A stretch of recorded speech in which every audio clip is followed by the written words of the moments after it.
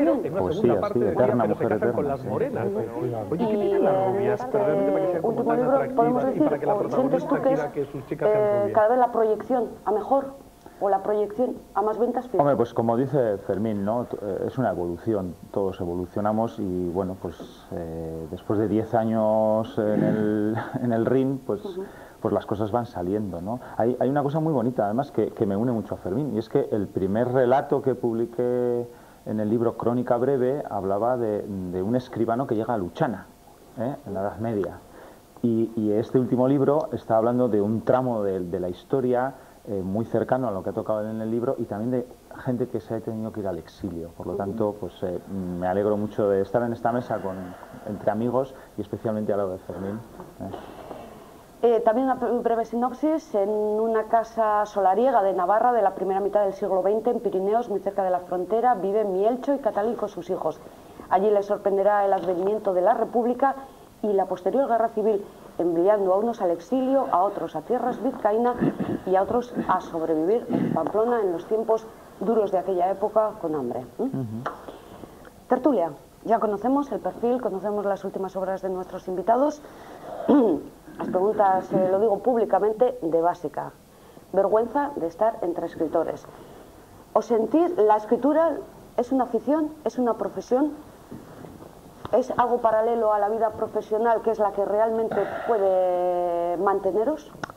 Bueno, yo creo que cuando uno empieza a escribir, a lo único que aspira es saber su nombre en la portada de un libro. Luego se da cuenta de lo importante que es escribir, de lo satisfactorio que es escribir y la cosa cambia. Pero ¿Escribir claro, o que te lean? No, primero escribir. El que te lean ya es otro tema. Entonces tu vida profesional va un poco en paralelo con esa faceta de escritor, pero nada tiene que ver. Es algo totalmente distinto. De ahí que decir profesión escritor me parece muy pedante. Es como decir profesión político. A mí me gusta más la palabra oficio, el oficio de escribir. Eso ya es algo totalmente diferente. Pero de todas formas, pues yo creo que ahí se mezcla la afición al principio y más tarde una profesionalización progresiva. Pero profesionalización porque poco a poco tú vas puliendo tu forma de escribir, vas puliendo tu lenguaje y en ese aspecto se profesionaliza. Pero no significa que seas profesional de la escritura, o sea, me horroriza el término profesional de la literatura. ¿Andrés? Bueno, ante todo quisiera pedir perdón a los espectadores por el teléfono. Bueno. Contesto a tu pregunta. Más que si se siente uno novelista, digamos, se siente uno escritor, porque no solamente se escriben novelas. Yo que concretamente al final haré un cuentecillo que luego comentaremos.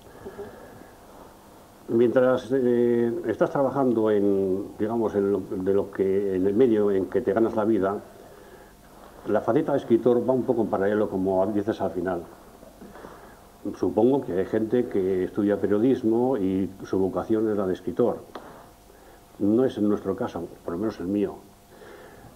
Yo me siento escritor a partir de que me prejubilé precisamente para escribir. Antes la tenía que convertir, era una afición, un hobby. Y creo que no hay más. Pues seguimos con Fermín también. Luego no hace falta que os dé la palabra, creo que podéis aprovechar. No lo digo en plan de chiste, pero me acuerdo perfectamente una vez estaban haciendo una entrevista a un muchacho en la televisión francesa que le acababan de editar un libro. Y entonces la pregunta era, ¿usted ya es escribán? Y dijo, no, 20 todavía no, solo he escrito uno. Y a mí me dice, ¿eres escritor? No, yo escribo y me han publicado uno. No sé decir de otra manera, porque no es de otra manera. ¿Estarías dentro de la categoría de Andrés un poco que cuando abandonas tu actividad profesional, no, empecé un poco antes, empecé antes y cuando tenía 16 años escribí algo que me rompieron, otra vez me lo perdieron, otra vez igual te lo leyeron y lo censuraron, yo que sé, que algo o te desanimaron. Algo pasó, y de repente te encuentras con que sigues escribiendo y desde hace, yo diría que unos 12 años, estoy escribiendo. Y a ratitos. A ratitos, como puedas, y como decía Zola, pues ningún día sin una línea. Lo intentamos hacer y es todo. No, es verdad, sin hablaremos de esa pretensiones. rutina, de esa rutina Sin de una escritura. pretensión, no. Yo dije que, cuando me dijeron que si era escritor, le dije yo más bien aficionado a la escritura. Y me riñeron, me riñó la editorial. Dice, si tú eres un gran escritor, si no te lo crees tú, ¿cómo te lo va a creer el público? Bueno, por ejemplo, Miquel, ¿tu caso? Yo vivo totalmente al margen de esta discusión. O sea, ya hace mucho tiempo que dejé de discutir sobre quién es el escritor, ¿no? Si es el que vive de sus publicaciones o es el que después de estar trabajando 8, 10 o 14 horas diarias todavía a la noche tiene ganas de... Vivo totalmente al margen. Yo sé que yo escribo. Sé que escribo mucho antes de mi vida profesional, porque empecé a escribir muchos años antes de empezar a trabajar. Me da absolutamente igual la etiqueta. Es más, si a alguien les cuece que yo me llame escritor, pues no soy escritor. O sea, me da igual, yo escribo y tengo la suerte de que se me lee. Entonces, realmente vivo ajeno a esa discusión por la cual mucha gente además llega a enconados enfrentamientos sobre qué es ser escritor. Me da absolutamente igual que se me considere escritor o no. Sí, que no conduce a nada tampoco este tipo de reflexión. A mí personalmente no, estoy de acuerdo. Yo no hay día en mi vida sin una línea, pero no soy ni más ni menos escritor que otros que venden más o venden menos, se les lee más, se les lee menos. Sí, alterando un poco como tenía pensado, querías intervenir, ¿verdad, José? La impresión que yo he tenido, porque soy novato y luego probablemente recuerde más el hecho de la novatada que vosotros, ¿no? Pero la sensación que he tenido al ver esto en público es enfrentarme a un jurado público, que va a ser el que va a ir decidiendo si lo que ha salido de ti les interesa para algo o no les interesa para nada. Es un jurado. Ellos decidirán. Es que además, claro, en eso lo difícil no es publicar un libro, lo difícil es publicar el siguiente. El momento es que uno saca lo que te lean y luego eso, claro. Y al final detrás de esto que es tan bonito como es la escritura y tan bucólico como es la escritura, hay un mercado, que es el mercado de la literatura, el mercado de las editoriales, de las librerías, y si un libro no funciona, pues ese libro se retira de las mesas de las librerías, y si ese libro no funciona, no hay un siguiente libro. Entonces... Sí, pero muchos libros todos sabemos que se venden por todo el marketing, por todo lo que salen en los medios y por todo el apoyo económico que reciben. Claro, pero eso pasa en el mundo del arte, en el mundo de los actores y en el mundo del fútbol. Y también aquí. Por supuesto. Está claro, ¿no? De todas formas, yo no veo un... lo veo desde fuera, lógicamente, pero no entiendo un escritor que no quiere que le lean. O sea, escribís para buscar un poco... que no se me malinterprete la pregunta. Somos una cuadrilla de egocéntricos, vanidosos. Eso es, con un poco de ego, yo entiendo. Dicho así suena muy mal. Os estoy dando esta importancia y todo, o sea, pero buscáis que os lean y además gustar. Claro. Aunque entendemos que a todo el mundo no le puede gustar, pues eso, como decimos nosotros, ni un programa de televisión, pero bueno, buscáis que la gente haya leído vuestro libro. Egocéntrico puede que sí, pero también es un poco dar a las demás personas un poco de tus vivencias, ¿no? La forma que tienes de enfocar las cosas, de verlas, quizás descubres alguna manera de ver distintas. Pues, todas las historias están escritas, solamente varía cómo lo digas tú, la forma en que lo digas, y eso es absolutamente personal. Y es también un poco darse a los demás. Es un poco compartir esas experiencias. Sí, no, yo coincido un poco contigo porque dice, bueno, es que se ha escrito sobre todo. Pues efectivamente se ha escrito sobre todo, pero yo me hago otra pregunta. Por ejemplo, un dry martini, que me encanta, siempre tiene los mismos ingredientes. Ahora, depende del barman, para que sea un excelente dry martini, un buen dry martini, un pésimo dry martini, un malísimo dry martini. Y ahí está un poco la diferencia. Hombre, ¿Quién es el barman? Esa bebida suena muy literaria o muy cinematográfica. Nos tienen con agua, o sea que... Eso la gente no lo sabe, Es un mito, es agua.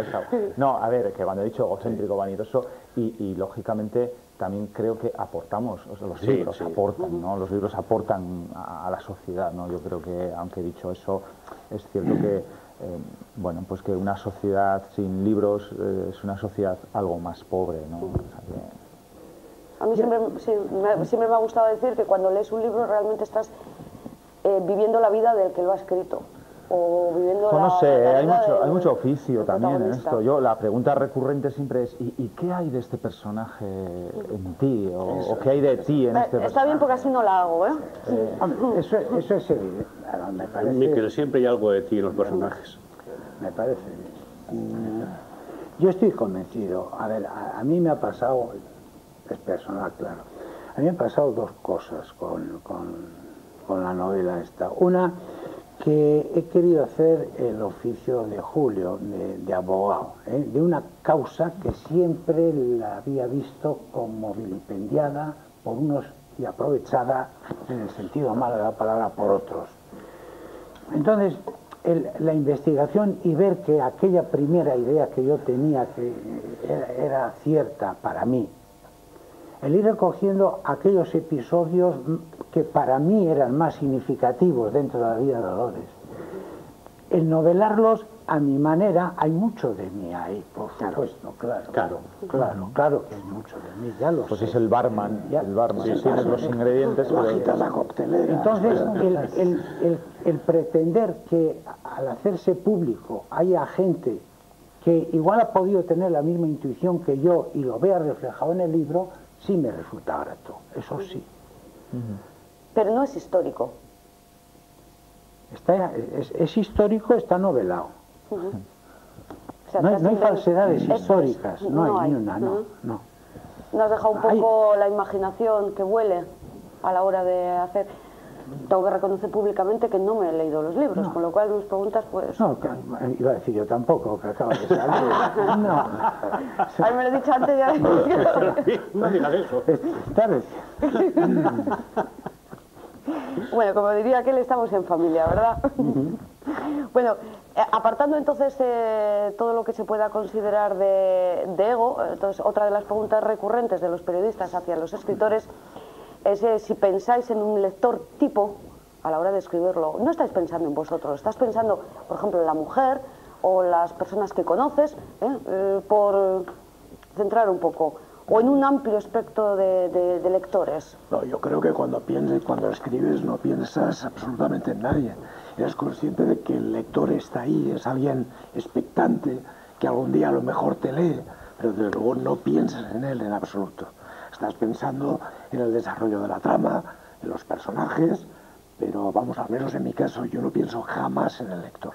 Ahora, en la elección del tema, tal vez pese el lector, porque el lector está condicionando de alguna forma con sus gustos, pues lo que quiere leer.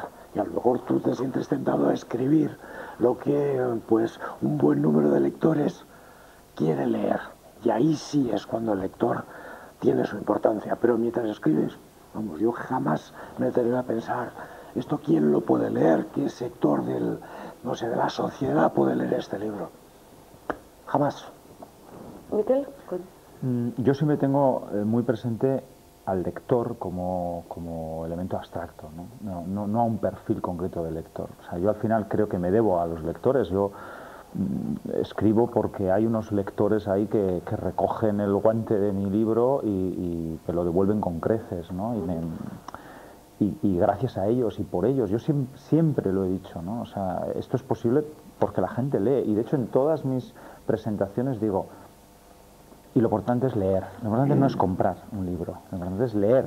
Los libros están en las bibliotecas también, lo importante es leer. Entonces yo tengo que tener presente al lector, yo lo tengo presente siempre. Ahora, ¿un tipo de lector? No, hay muchos mitos también, lo de que leen más las mujeres, lo de que se lee no sé qué. Sí, el boom de la novela histórica y el boom de la novela negra, por ejemplo, policíaca. Pero más etiquetas, yo antes te he dicho lo de la etiqueta de escritor, ¿no? Mira, yo estoy un poco cansado de que mis libros, El silencio de las sayas, 1960, novela histórica, como no es actual, urbana, ambientada en Barcelona y novela negra, pues histórica.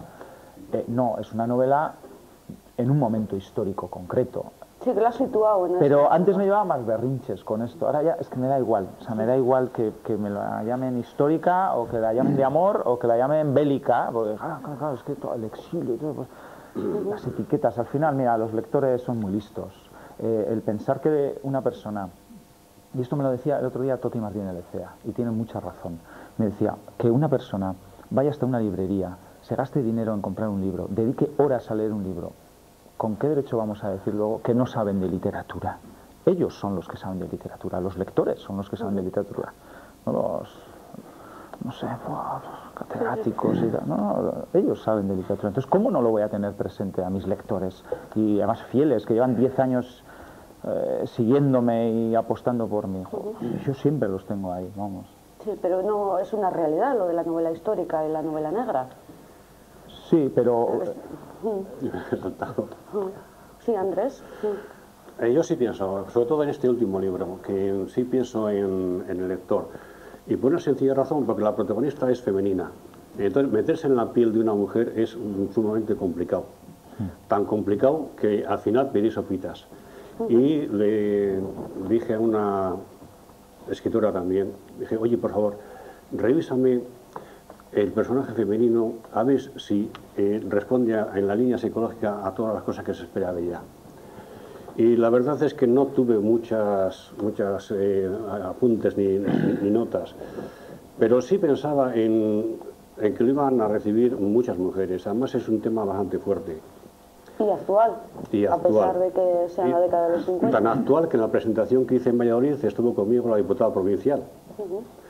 Y se interesó mucho por el tema. La verdad es que además hizo una exposición de la evolución de los malos tratos y de la mujer,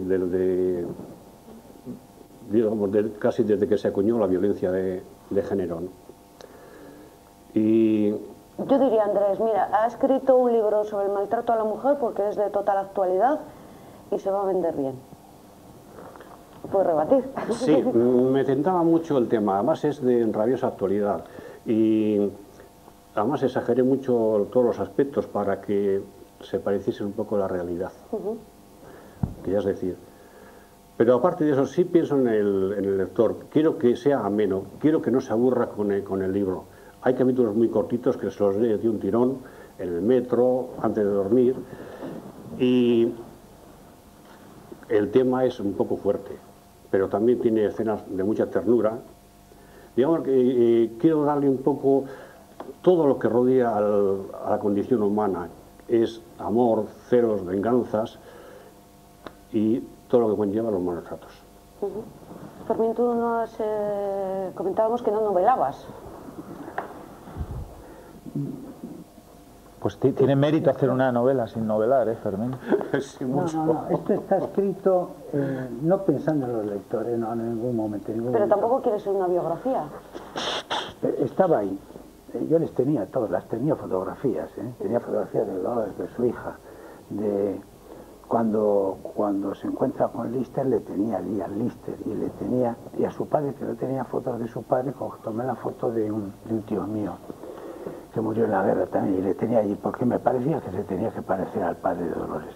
Entonces yo les tenía a ellos y yo estaba con ellos. Los lectores, no pensaba yo en los lectores, no se me ocurría que iba a estar aquí tampoco hoy. Yo estaba con ellos y con ellos me lo pasó divinamente. Con ellos he funcionado, con ellos he estado. Julio, tu novela negra, sí, policíaca, ¿te sientes más a gusto con ella que con todo lo que has escrito anteriormente? Bueno, hasta ahora he escrito libros de viajes. Sí. Una obra pues muy dura, que saldrá mañana, sobre un secuestro. Quiere implicarse un poco en cómo pensaba un hombre que ha sido secuestrado. Me costó muchísimo escribirla. Y la última, Merlín y otras rubias, coincido con Andrés, pues meterse en la piel de un personaje femenino, lo cual es realmente difícil. O sea, el personaje de Lola es un personaje que me encanta. Y casi toda la novela está vista desde su época. Además, Lola es una prostituta que se ve pues mezclada en una maraña de acontecimientos que se relacionan pues con la que se dice fue la primera mujer de Adán, que fue Lilith. En fin, de repente esa mujer ve cambiada su vida por una serie de circunstancias, digamos, extrañas, no normales. Pero seguirla paso a paso, ver un poco cómo regenta su negocio, cómo piensa respecto a las chicas que están con ella, cómo vive su vida personal y particular. Fue realmente difícil y, sin embargo, gratificante al 100%, ¿no? Es una experiencia que yo repetiría. ¿Pero desde el primer momento pensaste en un personaje femenino? Es que parece recurrente que una escritora tenga de protagonista una mujer, un escritor pues lo haga con un hombre. No, el tema es que como lee el argumento, un poco comentando, ¿no? ¿Qué nace primero? Hombre, hay una idea, con esa idea se desarrolla un argumento, trazas las líneas maestras de lo que va a ser la futura novela, y de ahí surgen los personajes. Vamos, yo tenía bien claro que en esta novela había un personaje que estaba siempre presente, que era Lilith, que era la primera mujer. La primera mujer de Adán. Se dice que fue la primera mujer de Adán. Entonces ya era un personaje femenino. Entonces tenía que enlazar ese personaje que estaba siempre presente en toda la novela con un personaje que fuera protagonista. Y de ahí nació Lola y sus chicas, las chicas Marelli, ¿no? Entonces... Que son las chicas del prostíbulo. Que son las chicas del prostíbulo que viven con ella, al menos dos, todos los acontecimientos posteriores que les llevan al frago, que les llevan a descubrir pues, una serie de situaciones relacionadas con un prostíbulo medieval. Es un poco la historia. Ahora, ¿por qué una mujer? Pues realmente porque lo exigía, bueno, recién se dice, lo exigía el guión. Aquí lo exigía la trama de la novela. Pero ya digo que me pareció fascinante la experiencia. Yo recurrentemente me he puesto en la piel de una mujer.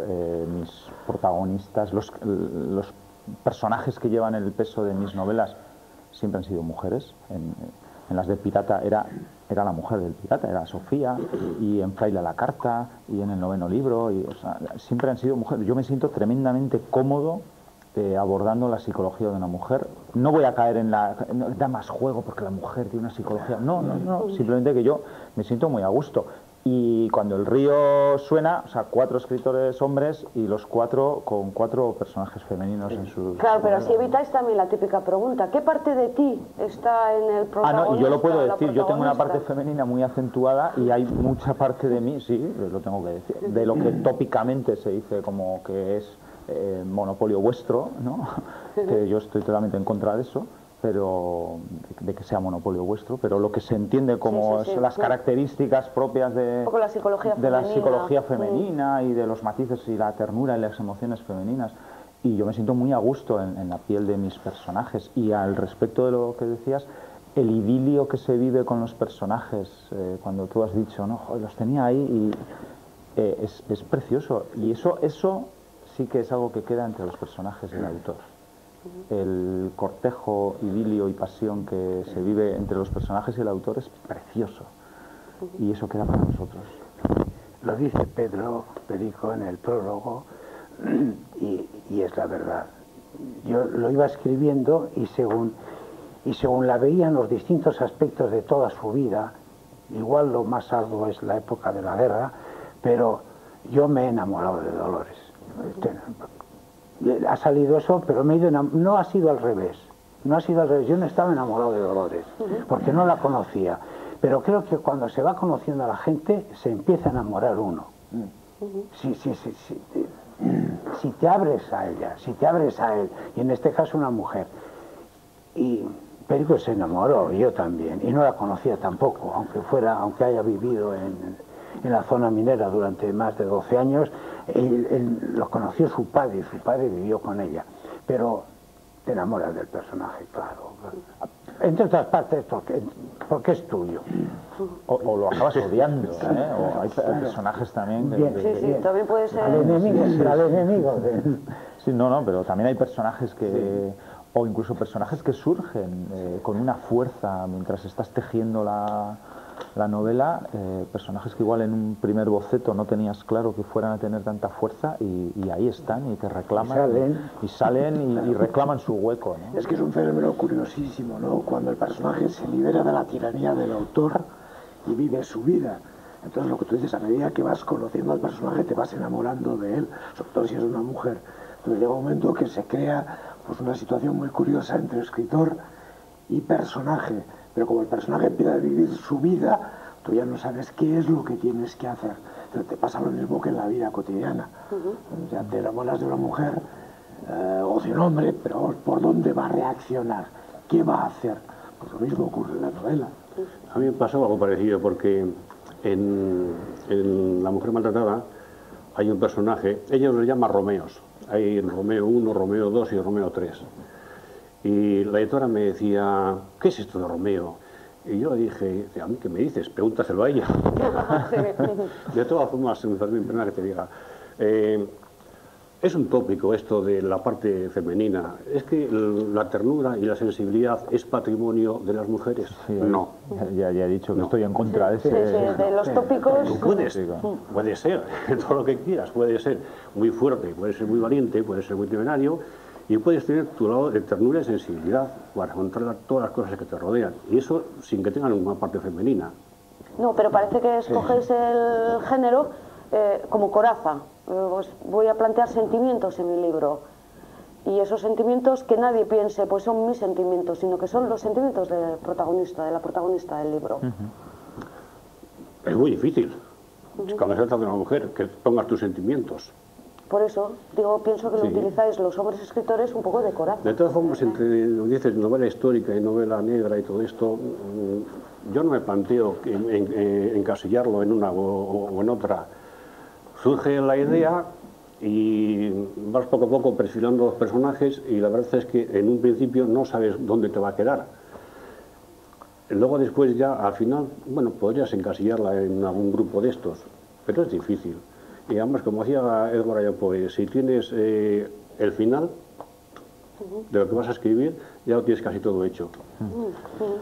Claro, lo que ocurre es que el argumento te está un poco condicionando. Si tienes un argumento, pues se va a resolver un crimen que hasta ahora nadie ha podido resolver. Pues evidentemente eso condiciona a un personaje que puede ser un picoleto, que puede ser un policía municipal, que puede ser un detective muy duro al estilo de Hammett, que puede ser, yo qué sé, pues un detective privado. Entonces evidentemente ese personaje y ese argumento van a condicionar algo que se llama novela negra, o que le han dado a llamar novela negra. Es un poco inevitable, cosa que creo que no ocurre con la novela histórica, y ahí te doy la razón.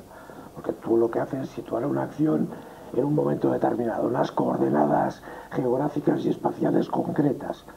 Pero es que la novela negra yo creo que es inevitable. Si tienes un argumento de ese tipo, tus personajes tienen que seguir la línea argumental. Tiene unas características muy... Utilizando un poquito... Sí, perdóname, Julio. Sí. En las palabras de Andrés, si ya tienes el final, tienes lo más difícil. ¿Realmente saber el final, cómo vas a terminar tu libro, es lo más difícil?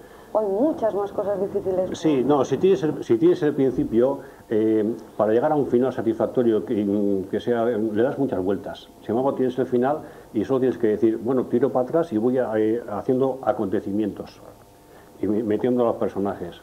Es más sencillo. En el cambio, Fermín, dices que... No se me ha dado.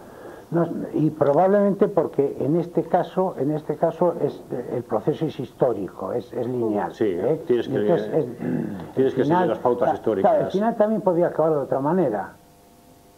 Al final yo he hecho que la protagonista acabe como yo quería que acabara. Eso eres el escritor.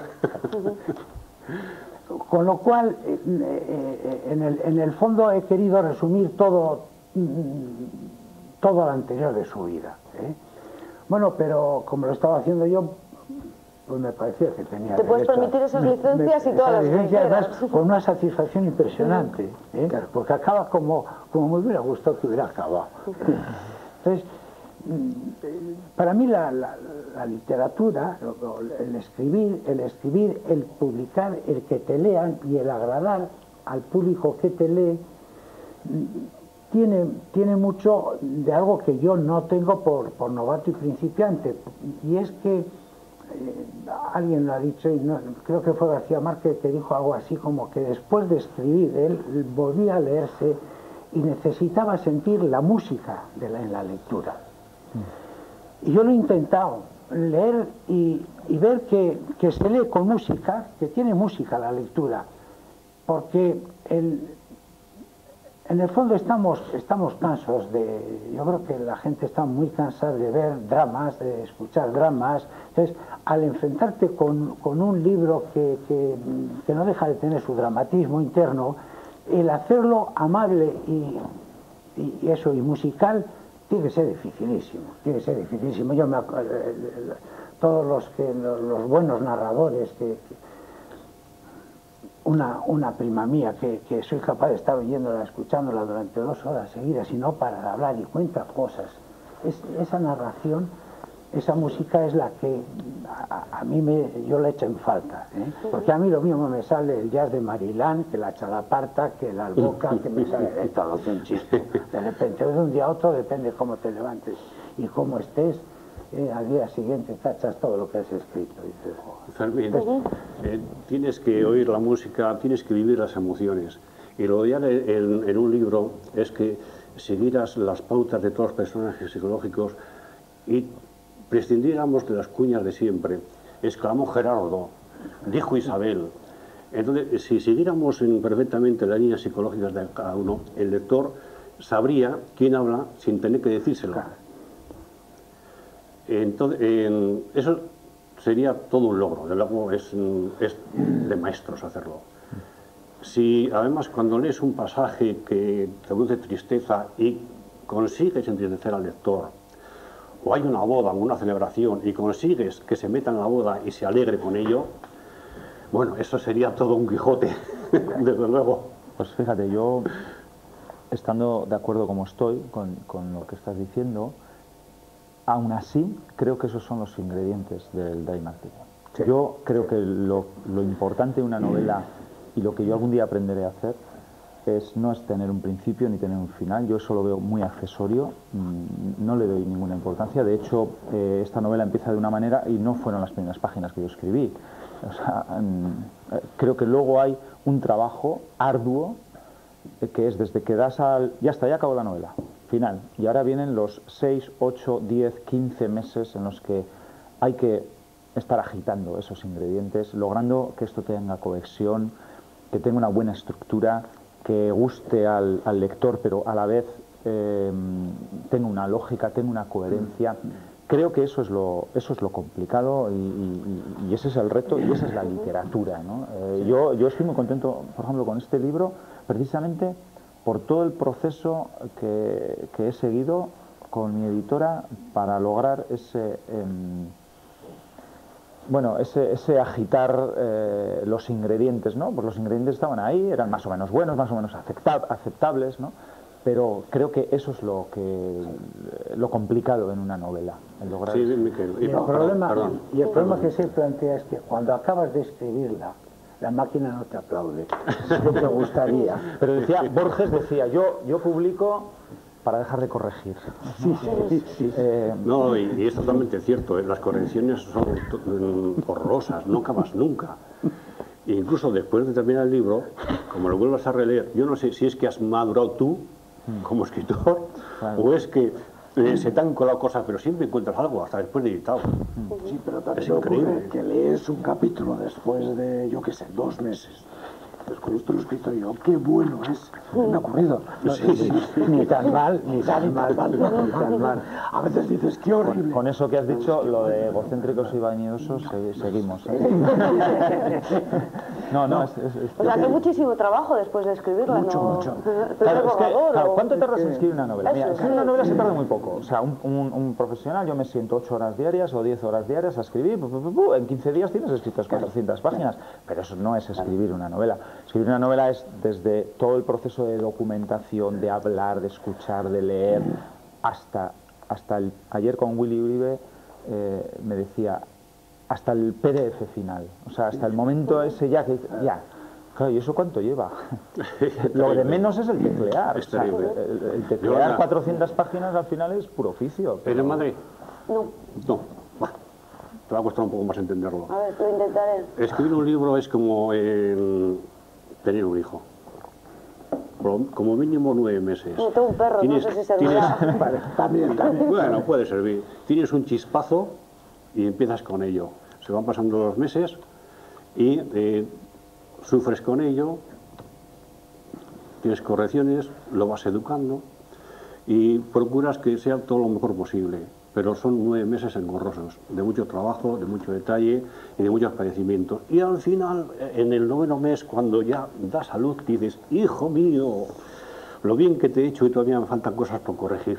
Aquí estás con tus virtudes y tus defectos, ¿no? Claro. Sí. Otras, el parto es un niño que hay que cortarle el cordón umbilical, hay que lavar, hay que preparar antes de ponerlo en los brazos de su mamá. Entonces hay un trabajo, coincido con Miquel, que es arduo. Mira, es decir, ya acabó. Mi amigo Domingo Morín, fotógrafo, dice que el buen fotógrafo no es el que hace buenas fotos, es el que sabe tirar todas las que son malas, ¿no? Y, por ejemplo, yo con este último libro tengo que decir que del original, en formato Word, ha habido 200 páginas que no han ido al final. Y con esto no estoy diciendo que yo sea buen escritor, sino que estoy en el proceso para algún día llegar a serlo. Es decir, No creo... sé, pero Fermín se ríe. Sí, me río porque es que las primeras fueron 1500. Claro. Y dices, venga. Fue una tesis doctoral. Yo dije, ¿qué tesis doctoral más Ha quedado buena? reducido a 350. Sí.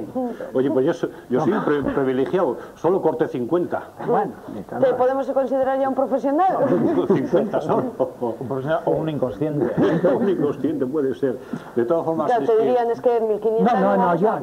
fue trabajo propio. Eso no se enseña. Ah, bien, bueno, Esas- no. esas Pero, es vergüenzas que de casa. Para la segunda Pensaba en el parte. público femenino y entonces había una parte en que el marido de la protagonista, bueno, el novio, huye, se va a la legión. Y entonces me parecía un poco extenso esa parte, enfocado, desvirtuaba un poco el tema de los maltratos. Entonces le metí la tijera, le quité 50 páginas para hacerlo más ameno. ¿Habéis pensado que es bueno que un libro no sea excesivamente extenso, Julio? Bueno, yo creo que depende un poco del argumento, depende un poco de la trama. O sea, un libro te puede salir muy extenso, 500 páginas, pues porque sí, y otro te puede salir con 200 o 200 y pico. Pero hay libros que... Ahora, Sí, perdón. hay escritores que evidentemente alargan exageradamente la trama, hacen que los personajes pues realicen acciones, no sé, es como en el cine. Yo siempre solía decir a mis alumnos, vamos a ver, ¿habéis visto alguna vez que los personajes vayan al servicio o coman? Pues no, o sea, es algo que tienes que cortar, es una elipsis, ¿no? Entonces, en la novela ocurre lo mismo, es decir, no, es que llegó, cogió un vaso de color azul y se lo llevó a los labios con parsimonia. Bueno, mire usted, o sea, hay que empezar a prescindir de ciertas acciones para hacer el libro más ameno, pero depende un poco de la trama. De todas formas, es que un tocho te tira un poco para atrás, ¿eh? Hombre, Un pues tocho también. enorme. Ahora no. De entrada, No, están yo estoy de poniendo- acuerdo y de hecho tampoco. uno de los mitos es los jóvenes no leen. Mentira. Mentira. Yo voy a decir que no es real. Los jóvenes no leen. A lo largo de estos años en clase lo he visto. Primero fue el fenómeno Harry Potter. Claro, los jóvenes no leen Salmanuel Bueno y Mártir porque se la trae floja, pero se leen 4 entregas o 5 entregas y ahora están con la saga Crepúsculo y se meten 4 volúmenes de 700 folios. O sea que nada. Y la gente se ha metido, o nos estamos metiendo los de Millennium. O sea que eso de que no se lee o que el tocho tira para atrás, hay libros breves, hemos tenido ejemplos muy cercanos, que son maravillosos, pero también libros de 800, de 1000 páginas, y fueron Los hijos de la tierra de Max Sowell, y la gente se metió los 4 tomos de 800 páginas. Sí, pero a veces dices que le sobra parte descriptiva, que no aporta nada, y entonces, bueno, pues esto como que me lo salto, Vale, ¿no? ¿y entonces por qué se han vendido 15 millones de ejemplares? O sea, no creo que haya 15 millones de pardillos. Yo vuelvo a lo de antes, el lector es sabio, y yo que soy escritor puedo decir, este libro... Hay mucho de modas también. De 800 Miquel. páginas le sobran 200. Pues la gente está encantada. O sea, igual el confundido soy yo, por mucho que yo sea escritor. La gente lee y la gente no es tonta. La gente sabe lo que quiere leer y el boca a boca funciona. Ya, pero mira la saga, También la lectura saga diagonal. Millennium, por ejemplo. La primera parte, bueno. La segunda es un auténtico ladrillo, en mi opinión, ¿eh? La tercera es un ladrillo multiplicado por 2. ¿Por qué?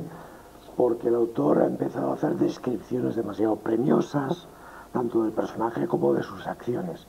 Y hay una trama que es interesante, pero el resto es pura paja. Lo que sería antes, la gente que escribía libros de texto, pues no lo hace mucho, era casi todo paja. ¿Por qué? Pues claro, un libro así se vendía mejor y más caro que un libro que era así. Entonces eso ocurría mucho con profesores que escribían libros de texto. Y ocurre también con muchos escritores. Si realmente el libro merece la pena y el escritor ha sido consciente de que escribir 500 páginas es porque lo necesita, la trama es estupendo. Ahora, cuando ya te ves forzado, pues no sé, a forzar la máquina para que la descripción sea más amplia, yo ahí creo que está el error. Bueno, yo un poco al hilo de lo que decías de que los jóvenes leen, estaba leyendo un poco la biografía de este tal Cormac McCarthy, que es el autor de La Carreta, el cine se ha estrenado. Y estaba leyendo algo que me dejaba alucinado. Dice, yo no escribí hasta luego, o sea, perdón, yo no leí un libro hasta los 21 años. Y además no quiero hablar de literatura. Empezar a leer el libro, digo, bueno, pues yo tampoco quiero hablar de esa novela porque pienso que está muy mal escrita. Pero vamos, que uno que se llama escritor, que es profesor de universidad, diga, además con desprecio, yo no he leído un libro hasta los 21 años, digo, chico, ¿qué hacías en la universidad? ¿Jugabas al fútbol americano? ¿Qué es lo que pasa? Bueno, pero la parábola de los talentos, ¿no? A mí me pasó una cosa muy bonita. No, de los talentos y también de los caras de personalidades que se creen por encima de los demás. No sé, pero bueno, yo es que no juzgo a nadie, no sé. A mí me pasó una cosa muy bonita en la Feria de Durango. Me vino un hombre de 50 y tantos años, cogió el libro. ¿De qué va? Le cuento un poco. ¿Sabes lo que te digo? Que va a ser el primer libro que voy a leer en la vida. Pues un hombre de 50 y tantos años. No lo olvides. Jolín, chapó, pues ya, bueno. Pero eso es muy satisfactorio, es un nuevo lector. Pues, bueno, pues que otra cosa es lo que diga este hombre, que también es un hombre mediático y de hecho ya ha logrado que se hable de él e incluso... Yo creo que es todo son operaciones de marketing. Yo creo que es marketing, sí. De todas formas yo estoy un poco con Julio en el tema. Hay que buscar un poco la amenidad. Las descripciones están muy bien, pero las precisas. En el segundo libro, en Amar en la Guerra Civil, describo un poco un lavajo, pero porque alguien se va a ahogar en él. Y si hay una piedra en camino, pues es porque va a tropezar el protagonista en ella. Describen los elementos que van a intervenir solamente en la acción. No hay cosas accesorias ni que no tengan que ver con la acción. No te vas por cerros de Úbeda escribiendo cosas que no tienen que ver con la acción. Pero la literatura no solo es acción, ¿eh? La literatura también es descripción. Yo voy más a las emociones que a las descripciones. Bien, pero yo, que siempre he sido considerado un autor de acción y que precisamente algo que caracteriza a mis novelas es la acción y que de un capítulo te lleva a otro por acción, yo reivindico la descripción como otro de esos ingredientes. Como elemento que tenga que ver con lo que estás contando. Por supuesto, por supuesto. Que las cosas no son ni blancas ni negras. Fermín ha hablado de Zola, entonces evidentemente, bueno, pues ahí la descriptiva es fundamental, ¿no? Entonces Zola para mí me parece un gran escritor, pero bueno, con un ingrediente naturalista descriptivo que es como es. Y la descripción, si está bien hecha, depende cómo esté hecha la descripción, claro. Y cada uno... Es que me ha venido a la memoria una novela que tengo yo escrita y que hay un proceso, en un momento determinado hay uno que está sufriendo la embestida de un mascarete en la mar, que se va ahogando. Se lo di a mi hija y me dijo, ahí te has colado, demasiado agua, demasiado mascarete. A ver, ¿dónde está el término medio? ¿Dónde está el equilibrio? Ni idea. ¿Quién lo dice? El jurado. Ese jurado que compra, que no compra, que a veces depende también del marketing, pero hay mucho del boca a boca, de que responda a una inquietud en un momento determinado. No es por azar que se está en la tercera edición, o en la primera o en la quinta, no es por azar que cada uno ha escrito 2, 3, 4 libros, esas cosas no son por azar. Hablabais del trabajo. Y no me creen porque la comparación puede ser, no es lo mismo tener un bolígrafo o una pluma que estar pegando con la azada en el campo y labrando para poner unas patatas. Pero me recuerdo aquel gocho que fue a trabajar al campo, tuvo que trabajar a sus 30 y tantos años y le vio el aldeano trabajando y le dijo, oye, yo te he dicho que tienes que labrar todo ese campo, no te he dicho que no lo hagas, pero si sigues así no lo vas a conseguir. Entonces, es un trabajo constante, metódico, es así. Sí. De rutina, todos habláis de rutina. Bueno, cuanto menos una... método. Sí, método. Rutina de uno. ¿Con ordenador? Y de horas. ¿Con ordenador o con bolígrafo y papel? Con ordenador, ahora sería impensable. Ojo, yo con ordenador, pero en la cama con bolígrafo y papel. Yo me voy a la cama y empiezo a escribir con bolígrafo y papel.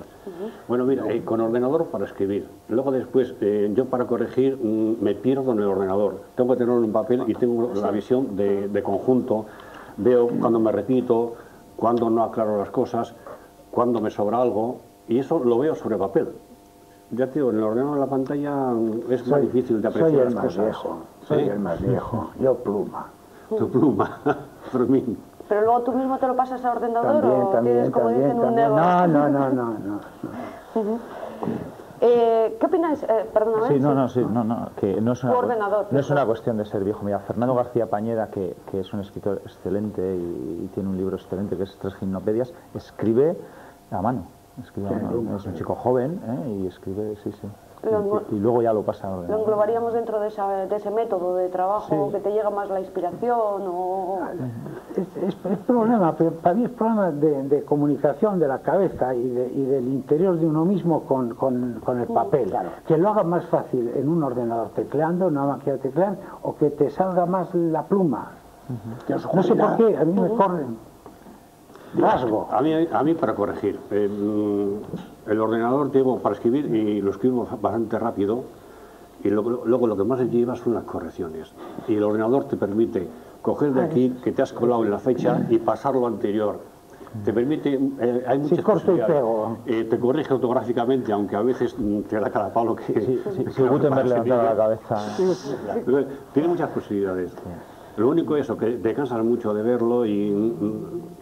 Yo la poesía a mano, la poesía, fíjate, yo la escribo a mano. Sí, la poesía ordenador Más sentimiento, eso, como decía Fermín. No. Ni a mano ni en ordenador, soy un negado para la poesía. La poesía tiene una ventaja, y es que puedes decir lo que quieres sin que nadie te entienda. Y puedes imaginarte lo que te dé la gana, con lo cual, pues mira, es bonita. Generalmente esto es como un cuadro abstracto, ¿no? Es decir, cada uno lo interpreta y luego que de ahí viene la siguiente pregunta, luego los críticos, los editores... Habría que ir un poco a Miguel Hernández a la sencillez esa, aunque sea aparente, que lo entienda todo el mundo y que cale. ¿Qué opináis eso de los críticos, de los editores, de los periodistas especializados en literatura? ¿Os hacen la vida imposible? No, que va. Sé que vais a decir, no me importan las críticas. No, yo no diré eso. Vale. Los críticos hacen su papel, como los críticos gastronómicos hacen el suyo. El otro día, pues, le escuchaba a un crítico gastronómico decir que reivindicaba la comida de los restaurantes sin manteles sobre hule, que debe ser la moda en los USA, y me parece muy bien, es su problema, y si les gusta comer sobre hule, pues estupendo. Y bueno, pues evidentemente el crítico literario pues hace su trabajo, y yo respeto a todo el mundo que hace su trabajo. A mí tampoco me afecta muy especialmente lo que digo o lo que no digan. Las críticas buenas o las críticas malas, pues muy bien. Encajo tanto las buenas como las malas. Bueno, los críticos no me preocupan. Lo que sí me gusta es la gente que me hable del libro que han encontrado, que si les ha gustado, qué cosas no les parecen que deben modificar. Y entre las críticas más positivas que he recibido fue una de un amiguete que ya se ha jubilado. Era el que nos cuida el edificio, Gerardo. Y decía, Andrés, me fastidia empezar otra vez con el libro porque se me acaba enseguida. Esa ha sido una crítica más positiva. La más negativa que he recibido ha sido, Andrés, tienes un error en las fechas. Sí. Y luego después los editores, pues yo creo que es la parte menos negativa de todo el proceso. Llegan a ser hasta amigos y te aconsejan, te dicen, oye, que aquí te pasas, y qué tal si cambiamos el título porque tiene más aceptación. Te asesoran, ¿no? Sí, te asesoran y llegan a ser un poco amigos. Los periodistas son un poco inaccesibles porque ellos quieren tener escritores con más renombre, no sé, sobre todo si ha Quieren ganado algún escritores que concurso vendan literario. bestsellers. Efectivamente, a un Arturo Pérez Reverte, y si tuviesen a Dan Brown, pues mucho mejor, ¿no? Bueno. Pero bueno, das con alguno que es un poco ecuánime, y sí, te hacen una entrevista e incluso hasta leen el libro, lo que es una hazaña. Sí. ¿Le has dejado Ya. de lado a los periodistas? No, yo digo, Sí, yo ya digo, has dejado. los periodistas son buena gente, tienen Sí. muchísimo trabajo, tienen muchas cosas en las que pensar. No tienen tiempo de leerse los libros. Bueno, pero es Eso muy es buena lo normal, gente. es que Los tiene- escritores, como somos ociosos y tenemos Yo he formado todas las varias horas del día. generaciones de Sí, periodistas sí, lo he dicho. y doy fe de que es muy buena gente, o sea que niña bala. Como en todos los sitios, ¿verdad? Hay de todo. Os toca el apartado. Igual yo soy quien menos tengo que decir, porque todavía soy novato. Creo que Sí, todo pero leer el mundo en un del libro... periódico una crítica de tu libro y que te pongan mal, eso a nadie le tiene que gustar. Me imagino que no, yo todavía soy novato en eso, en todo eso, sí, claro, y lo mismo que en la empresa pasa. Eso sí. Ser criticado, ¿te gusta ser criticado? Pues no, es que hay críticas positivas, no, la crítica siempre es más sana, positiva, agresiva, pero bueno, pero forma parte de la vida. Entonces, este libro, como ese, y como aquellos, están hechos para un tipo de lectores. De antemano sabes que hay un grupo de gente que le va más o menos a agradar y otros que no va a agradar.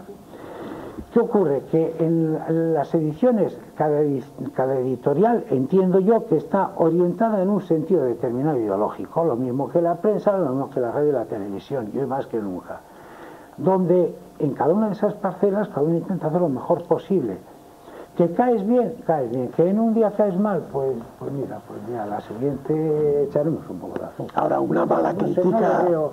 una mala crítica es, bueno, duro, pero todavía era peor antes el tema de la censura. Yo, bueno, siempre me acuerdo, Sí, mi claro. primera novela estuvo 2 años que la censura volvió mutilada y para entonces el editor, que quiero hacer una reivindicación pública de Ediciones Picazo, pues había quebrado. Entonces, pues bueno, entonces aquello sí que era realmente duro, ¿no? Porque decías, bueno, en manos de quién estoy.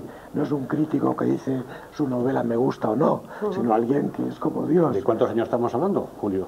Pues yo escribí, vamos, ¿Pocos? tenía 18 años cuando el editor me quería publicar la novela. O sea que... ¿Qué novela es? Ha llovido ¿Cuál es el mucho. título de la novela? Bueno, era una novela que no se ha publicado, que eran Los Algarrobos.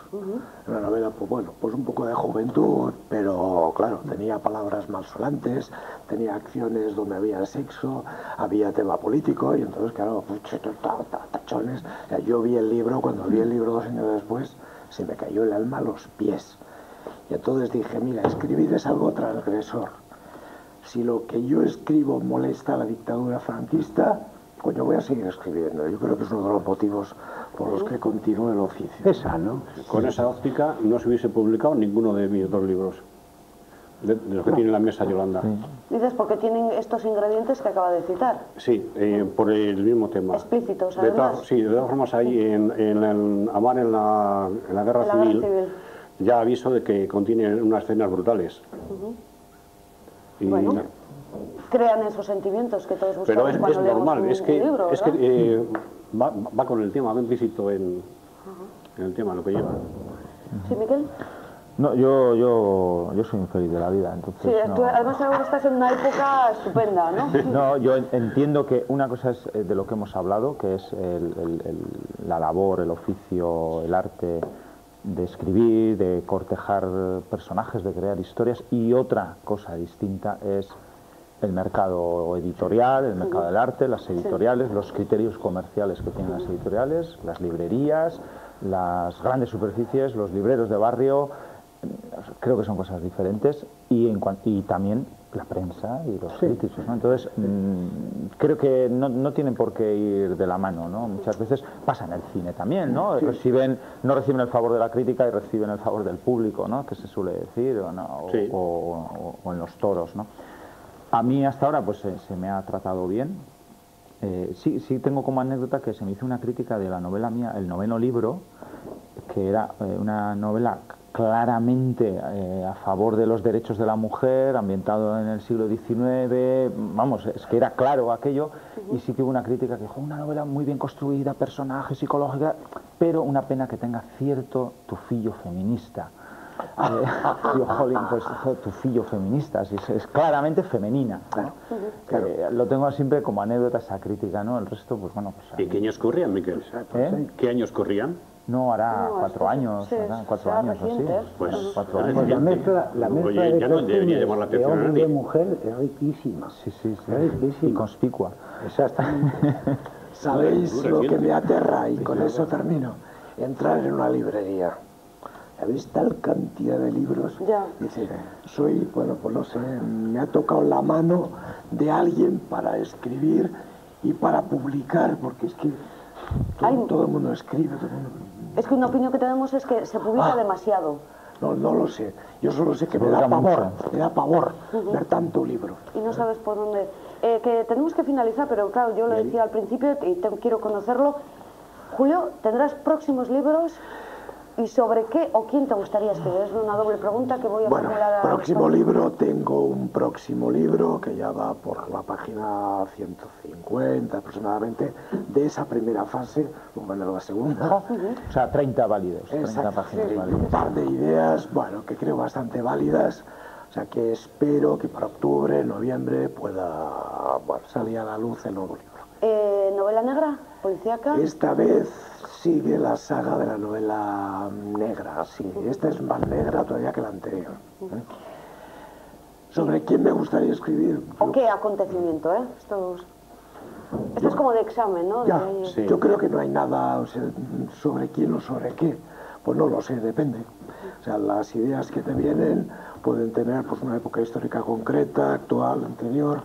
La trama pues puede ser una trama relacionada con la novela negra, con la novela histórica, con la novela costumbrista, pero yo creo que no tengo nada concreto sobre lo que escribiría en este momento, ¿no? Hombre, me encantaría, por ejemplo, haber escrito algo sobre Dolores, porque es un personaje que era impresionante. Le quedan muchos años, porque creo que falleció...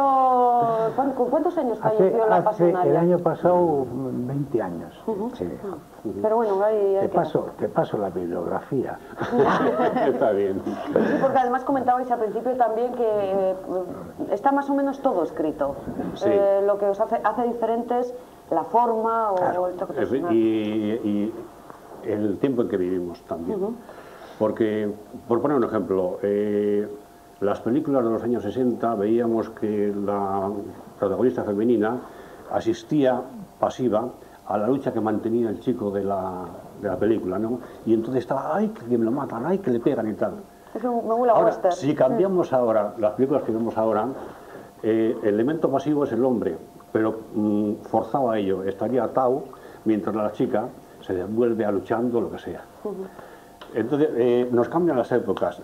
Ahí tenemos un filón donde se puede escribir dándole un toque diferente a lo que ya estaba escrito, porque realmente se ha escrito de todo ya. Actualizarlo. No, de la óptica, del toque, digamos, personal de cada uno. No, pero ¿tienes algún libro ya entre manos, Sí. a punto de publicar? Sí, me embarqué en una aventurilla porque he tenido un nieto que va a cumplir un añito el día 5 de mayo. Y me dice, le voy a regalar un libro. Y va a ser de cuentos. He escrito 3 cuentos. A mí me gustaban, estaba muy ameno, se salía un poco de... Ojo a ver si van a ser machistas, ¿eh? De todo, no. Ya sabéis ahora la polémica con la ministra. No, intervienen, yo creo que por igual, chicos y chicas. Son tres cuentos que creo que presentaré en la Feria del Libro en el Arenal. Y la verdad, yo cuando empecé con los cuentos me parecía que iba a ser sencillo, una cosa sin grandes complicaciones. Y claro, tú lo escribes como adulto, pero luego lo tienes que infantilizar, tienes que hacerlo a la medida de la comprensión del niño, con palabras sencillas. Tienes que quitar aquellas que ellos, pues igual no les suena. Y son muchas, no te das cuenta hasta que lo has escrito. No vuelvo a escribir ningún libro de cuentos. Ya veremos, ya veremos. Luego, como dicen, de este agua no beberé. Luego después tengo la réplica a una mujer maltratada. Ajá. pero... ¿Un hombre maltratador? Algo así, pero con un juicio extenso, y tengo la colaboración. Mira, qué pena no haber conocido antes, me hubiese servido tú de... Julio. Julio, de ayuda, porque necesito la colaboración de un abogado para que me lo revise. Bueno, esto puede ser el nacimiento de una bonita amistad. Sí. Al otro lado de la mesa ya pueden tener la respuesta preparada. Nos conocíamos, de los rifirraces de la empresa donde bueno, nos conocimos. sí. Por motivos laborales, ¿verdad? Claro. Fermín, seguro que habrá segunda parte. No creo, segunda parte no. Mira, yo tengo un pequeño problema. A mí me publican artículos en Gara. Entonces, lo mío necesariamente es la política. Pues un La libro política político. es política y es sindical, y es social. Estoy metido ahí. Ahí me he crecido en Acción Luchana. Entonces, el siguiente ya está en marcha, lo cual no quiere decir que lo veáis encima de una mesa así de bonito. Igual lo tengo que encuadernar yo solo. Pero son la lucha de 3 generaciones. Y va a ser eso. ¿De la margen izquierda? Por supuesto. De Baracaldo, Luchana. De cerca, de muy cerca. Habrá gente de todas partes. Pues esperamos ansiosos también. Es como Ramiro Pinilla en lugar de Gacho. Mira, efectivamente. Ramiro Pinilla ya en la margen derecha, ahora ya consolidado. Ahora consolidado, efectivamente. Y Ramiro Pinilla de la margen izquierda, ¿por qué no? Miquel, también tú. Bueno, yo sigo escribiendo, he terminado una novela, estoy trabajando en otra, no sé si será lo próximo que publique o no, yo sigo escribiendo. Sí que tengo muy claro que yo ahora me doy unos tiempos más largos para reflexionar las obras, para cogerlas a fuego lento. No sé cuándo sacaré el próximo libro, o sea, no tengo absolutamente ni idea, porque lo que sigo es escribiendo y corrigiendo lo que tengo con mucho oficio, muy espartano, y desde luego este libro pues tendrá recorrido, pues porque lleva poco en la calle, entonces yo tengo que seguir mimando este libro, ¿no? Y tengo que seguir con él y no puede eclipsarse por otro, ¿no? Yo disfruto con lo que escribo, he terminado una novela ambientada en 1898 en Bilbao, entre Bilbao y Baracaldo de 1898, una fecha preciosa en Baracaldo, muy importante para Baracaldo. ¿Por qué? Sitúanos, por mi ignorancia. Bueno, el 98 siempre es la guerra de Cuba, pero el 98 es cuando se empieza a cocer aquí lo que luego será Altos Hornos y la fusión de las fábricas. Todas las fuentes públicas de Baracaldo... las fuentes públicas son del 88. 1888, sí, porque lo he recogido en una de las... Esta es la fase de documentación previa a la... Pero tampoco sé si esa será la próxima novela. Sí es cierto que hay un personaje de aquí, que es el inspector Serrano, que se ha convertido en protagonista de otra historia que estoy haciendo, pero que tampoco sé si será lo que publique o no. Y además no me preocupa, o sea, lo que tenga que llegar, llegará y ya está. A vigilar a Serrano. A ver por dónde me lleva Serrano, que me lleva por la calle de la amargura. Señoras y señores, pues desde luego yo me quedo con ganas de conocer mucho más de los escritos de los que hoy hemos hablado en este programa y de todos ellos que llegarán y de los anteriores, salvo en el caso de Fermín, que esperamos ansiosos también la segunda parte, pero primero habrá que leerlo. Yo un deseo para nuestros invitados, que sus escritos sean perdurables, que no sean pues de hoy para mañana, que no lo tape ni siquiera la próxima obra del mismo escritor, que no se queden relegados en el trastero de una librería, que se convierta, ¿por qué no?, pues en estos libros que todos hemos leído y que siguen leyendo, yo que sé, La Colmena, Nada, o muchos otros, no solamente un bestseller, que eso sí da dinero, no hemos hablado al final de dinero, pero bueno, es que hablando de lo que estamos haciendo... Tenemos las limusinas esperando, Sí, cierto, es cierto. Pero, y que tampoco que os cambien como personas, lo comentaba con Julio antes de entrar al programa, que no hay que cambiar como persona con ese ego. Nos da más satisfacciones que dinero. Pues eso está bien también, que al final es lo que cuenta, desde luego. Gracias por haber estado con nosotros, gracias también a ustedes que nos han seguido desde sus hogares. Julián, qué tarde. La próxima semana tenemos aquí una nueva cita en temas de actualidad, Vizcaya y la inmigración. Hasta entonces, Gabón, buenas noches.